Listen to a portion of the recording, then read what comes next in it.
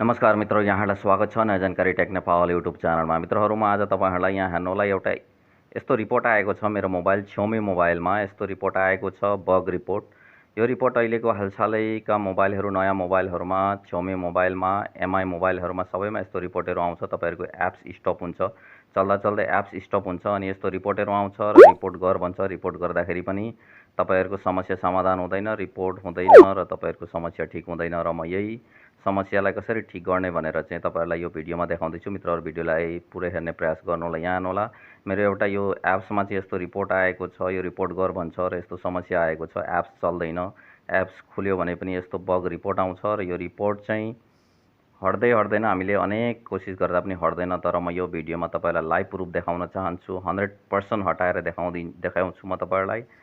मैले यो धेरै कोसिस गरेँ, धेरै ट्राई गरेँ, तर धेरै पछि मैले यसको समस्या पत्ता लगाएँ र म तपाईहरुलाई यहाँ हेर्नुहोला यसरी बार रिपोर्ट आउँछ। यसरी रिपोर्ट गर्दाखेरि पनि यो समस्या चाहिँ हल हुँदैन र म यो भिडियोमा तपाईहरुलाई समस्या हल गरेर देखाउँदैछु। 100% काम गर्छ यसले। भिडियोलाई पुरै हेर्ने प्रयास गर्नुहोला। यहाँ हेर्नुहोला, मैले अर्को एउटा एप्स ओपन गरेँ। यो दुईटा एप्समा चाहिँ मेरो यो समस्या देखाएको छ। यो दुईटा एप्स मैले ओपन गर्ने बित्तिकै यस्तो बग रिपोर्ट आउँछ र रिपोर्ट गर्दाखेरि पनि यो ठीक हुँदैन र हट्दैन र तर म यो तपाईहरुलाई हटाएर देखाउँछु। यो भिडियोमै म तपाईहरुलाई हटाएर देखाउँछु, लाइभ प्रुफ देखाउँछु। यहाँ हेर्नुहोला, अब मैले यहाँ हेर्नुहोला फेरि पनि ट्राई गरेँ। ट्राई गर्दाखेरि चाहिँ यो एप्स ओपन हुँदैन। ओपन भइगयो भने पनि यसरी बग रिपोर्ट देखाउँछ। यहाँ हेर्नुहोला, अब म यसलाई तपाईहरुलाई देखाउँछु। सेटिङमा जानुपर्ने हुन्छ ठीक गर्नको लागि। सेटिङमा जानुहोला। सेटिङमा गइसकेपछि तपाईहरु तलतिर स्क्रोल डाउन गरेर जानुहोला। त्यहाँनेरि तपाईले देख्न सक्नुहुनेछ एप्सको अप्सन। त्यो एप्सको अप्सनमा जानुहोला। त्यसपछि यहाँनेरि म्यानेज एप्स भन्ने अप्सन छ। यो म्यानेज एप्स भन्ने अप्सनमा जानुहोला।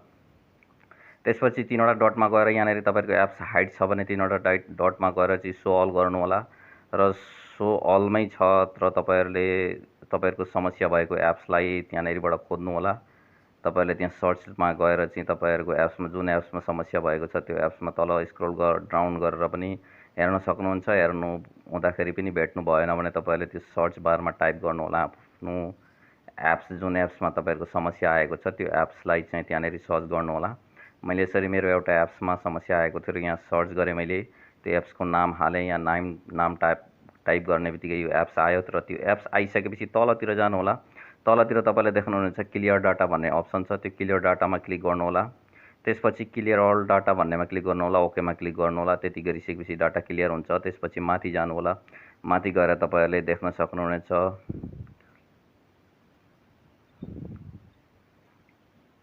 माथि जानुहोला। माथि गइसकेपछि तपाईहरुले देख्न सक्नुहुनेछ, यहाँ हेर्नुहोला, म तपाईहरुलाई देखाउँदैछु अटो स्टार्ट भन्ने अप्सन छ माथितिर। यहाँ एउटा अटो स्टार्ट भन्ने अप्सन छ। त्यो अटो स्टार्ट भन्ने अप्सनमा जानुहोला। यसरी यहाँ हेर्नुहोला अटो स्टार्ट, यसमा ओके गर्नुहोला। ओके गरिसकेपछि तलतिर एप्स पर्मिसन भन्ने अप्सन छ, त्यहाँ क्लिक गर्नुहोला।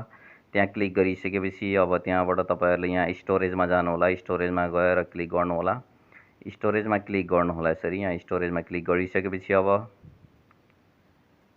तपाईहरु स्टोरेजभित्र छिर्नुहुन्छ। त्यसपछि माथि एलाउमा क्लिक गरिदिनु होला। एलाउमा क्लिक गरिसकेपछि यो भइसकेको छ मित्रहरु। अब यो एप्स चाहिँ तपाईहरुको मजाले चल्ने छ है।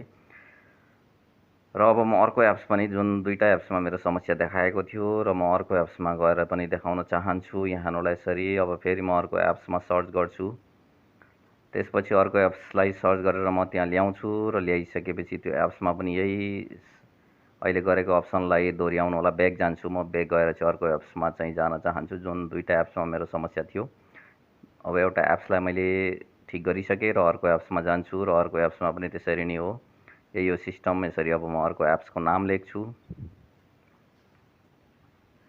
यहाँनिर एउटा एप्स, अर्को एप्सको नाम यो ड्यु रिकर्डर, यो जुन एप्समा पनि मेरो समस्या थियो।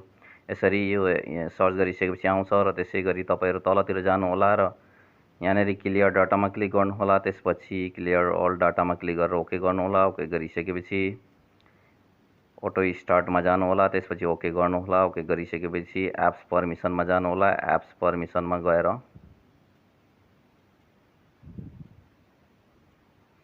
क्लिक गर्नुहोला। त्यति गरिसकेपछि अब तपाईहरुले स्टोरेज भन्ने अप्सन आउँछ। त्यो स्टोरेज भन्ने अप्सनमा जानुहोला र तपाईहरुले माथितिर एलाउमा क्लिक गरिदिनु होला। यति गरिसकेपछि तपाईहरुको यो जुन समस्या छ 100% ठीक हुन्छ मित्रहरु। मलाई आशा छ यहाँहरुलाई भिडियो मन पर्ने छ।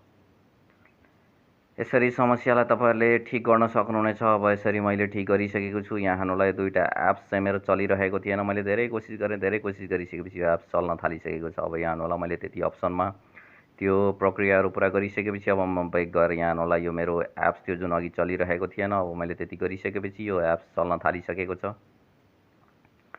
यहाँ हेर्नुहोला यो एप्स चाहिँ मेरो एकदम मजाले चल्न थालिसकेको छ। अब यो एप्स चाहिँ मेरो एकदम फ्रिली चलेको छ र यसरी नै तपाईँहरूको पनि चल्ने छ। एकदम लाइभ प्रुफ मैले देखाएको छु तपाईँहरूलाई। यो एकदम राम्रो तरिकाले काम गर्छ। यहाँ हेर्नुहोला एप्स चाहिँ मेरो सबै स्टार्ट गरेर मैले अहिले तपाईँहरूलाई देखाएँ। यो अघि चलिरहेको थिएन, अहिले चल्न थालिसकेको छ। र तपाईँहरूको पनि Xiaomi मोबाइल, रेडमी मोबाइल र एमआई मोबाइलहरूमा यस्तै समस्या भयो भने यो मैले देखाएको प्रक्रियाहरू पुरा गर्नुहोला। यहाँ हेर्नुहोला मैले ड्यु रेकर्डर यो यसमा पनि समस्या थियो र मैले यसलाई पनि क्लिक गरेँ र यसैलाई पनि यसरी नै मैले अघि तपाईँहरूलाई देखाए जसरी नै सेटिङ गरेको हुँ र त्यो सेटिङ गरिसकेपछि यो एप्स पनि मेरो चल्न थालिसकेको छ। यसरी चाहिँ तपाईँहरूले आफ्नो एप्सलाई यस्तो समस्यालाई ठिक गर्न सक्नुहुनेछ। यहाँ हेर्नुहोला मेरो मोबाइल चाहिँ अहिले एकदम ठिकठाक चलिरहेको छ। यो समस्या मलाई धेरै दिनदेखि भएको थियो र मैले सर्च गर्दा धेरै तरिकाबाट कोसिस गरेँ तर भइरहेको थिएन र एक दिन मैले धेरै पछि यो समस्याको समाधान मैले आफैले सिकेँ र मैले तपाईँहरूलाई पनि यो सिकाउन प्रयास गरेको छु, देखाउन प्रयास गरेको छु। मैले जानेको कुराहरू तपाईँहरूलाई सेयर गरेको छु र तपाईँहरूलाई पनि यस्तै समस्या छ भने यो जुन मैले देखाएको ट्रिक्सलाई युज गर्नुहोला। मलाई लाग्छ तपाईँहरूलाई यो भिडियो मन पर्नेछ। विश्वास छ तपाईँहरूको पनि समस्या छ भने त्यो समस्याको हल हुनेछ। आशा छ यहाँहरूलाई भिडियो मन पर्नेछ। आउँदा दिनहरूमा यस्तै नयाँ युट्युब टिप्स एन्ड ट्रिक्स भिडियोको साथमा आउनेछु। अहिलेको लागि यति नै। हवस् त, धन्यवाद। जय नेपाल।